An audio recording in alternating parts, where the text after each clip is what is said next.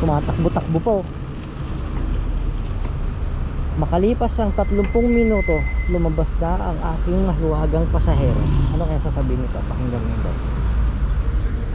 Sorry, dagdagan ko na lang. Ano ma'am? Sorry ulit. Dagdagan ko na lang. Yuki?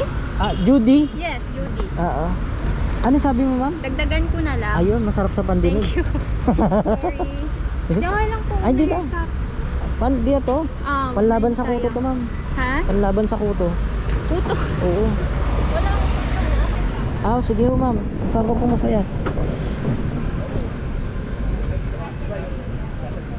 Sige po ma'am, sakay na po. Ay wait lang, halak ko lang tong ano mo. Baka lumipad yung ano eh. Pwede naman dito sa harap ko. Hindi na ma'am, dito na lang para medyo relax ka. Malayo biyahe mo. Okay, sige po. Ayan.